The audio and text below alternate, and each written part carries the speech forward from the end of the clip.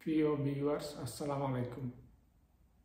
বাংলাদেশে যে অস্থিতিশীল চলতেছে, এটা কেমন ধরনের অন্তর্বর্তীকালীন সরকার, যেখানে সেখানে ডাকাতি, ছিনতাই, মানুষ মারা, কল নিয়ে বসেছে অন্তর্বর্তীকালীন সরকার, যেটা 17 বছর বাংলাদেশে যে এত হত্যাকাণ্ড হয়নি এবং এত ডাকাতি হয়নি, এত ছিনতাই হয়নি।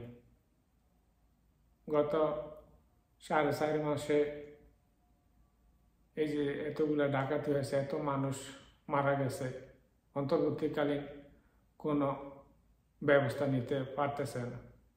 কারণ কিভাবে নিবে? এরা নিজেরাই তো ডাকাতদের সাথে জড়িত, ছিনতাইকারীদের সাথে জড়িত। কারণ আপনারা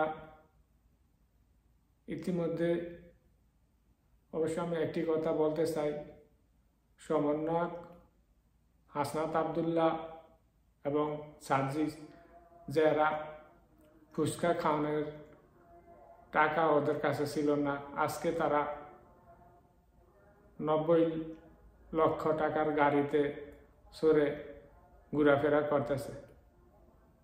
এরাই তো এই ডাকাতির সাথে, ছিনতাইকারীদের সাথে জড়িত। আনাইলে কেন এদের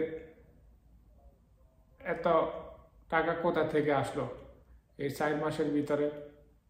এর আগে তো এরা ঠিক মতন খাইতেই পারত না। এমনকি যে পরিস্থিতির মাঝে বাংলাদেশে নিচে চলে যাইতেছে, আমার মনে হয় না প্রায় আরো 15 বছর এরা এই সমাধান দিতে পারবে। কারণ এরা অন্তর্বর্তীকালীন একটা অবৈধ সরকার এবং এদের সংগঠন হচ্ছে অবৈধ।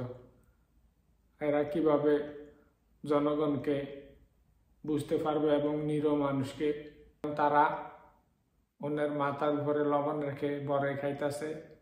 উপদেষ্টারা এবং সমন্বয়করা, তারা তো প্রকাশ্যে মনে করেন মাঠে যে চাঁদা নিতে পারে না এবং ডাকাতি করতে পারে না, এই জন্য তারা লেজু ভিত্তিক কিছু লোক রেখে এই সমস্ত কর্মকাণ্ড করে আসতেছে।